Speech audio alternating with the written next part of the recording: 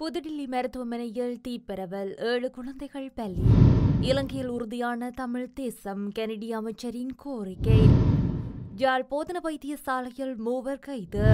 பட்டப்படிப்பை நிறைவு செய்த வைத்தியர்களுக்கு டக்ளஸ் விடுத்துள்ள கோரிக்கை. ஜனாதிபதி தேர்தலில் கொள்ளையடிக்கப்படும் தமிழ் மக்களின் வாக்குகள் நாமல் ராஜபக்ச சுட்டிக்காட்டு. கடுமையான விதிகளால் மாற்றமடைந்த சுவிஸ் குடியுரிமை. மன்னாரில் இடம்பெற்ற ஜேவிபி கட்சியின் மக்கள் சந்திப்பு.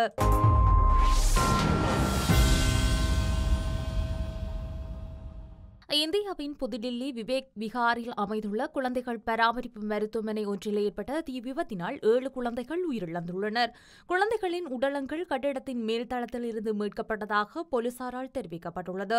இதன்போது 12 குழந்தைகள் மீட்கப்பட்டுள்ளதுடன் இவர்களில் 7 குழந்தைகள் உயிரிழந்துள்ளதாக கூறப்படுகின்றது. எஞ்சிய குழந்தைகள் மருத்துவமனை ஒன்றில் அனுமதிக்கப்பட்டுள்ளனர்.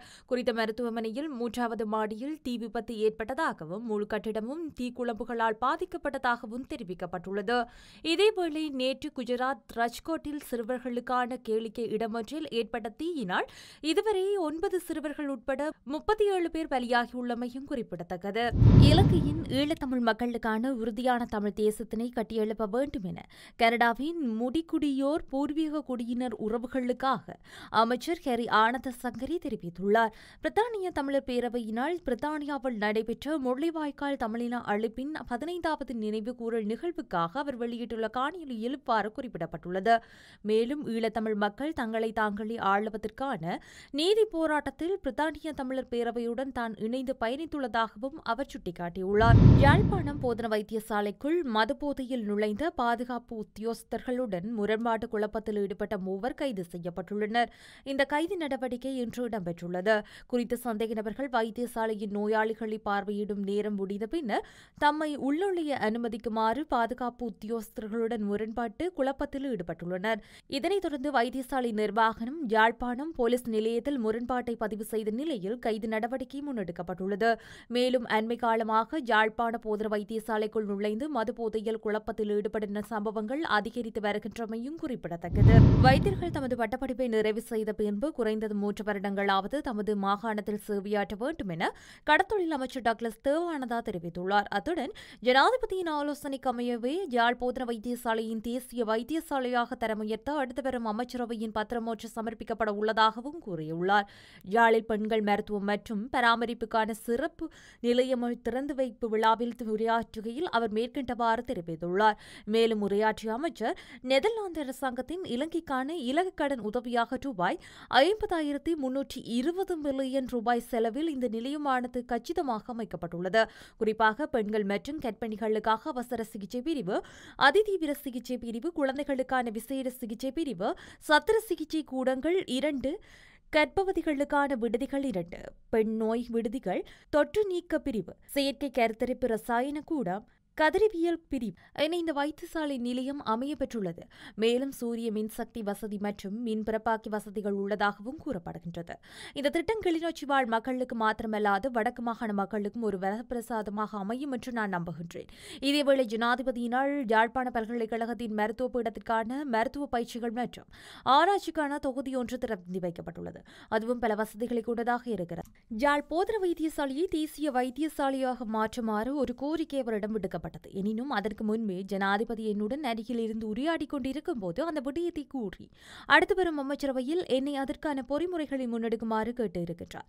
அந்த வகையில் நான் அதை முன்னெடுக்கவிருக்கின்றேன். அத்துடன் அப்படி எண்ணம் அவருக்கு இருந்தமையிட்டு அவருக்கு நான் எமது மக்களுடைய சார்பில் வாழ்த்துக்களையும் நன்றிகளையும் இந்த சந்தர்ப்பத்தில் தெரிவித்துக் கொள்கிறேன் என தெரிவித்துள்ளார்.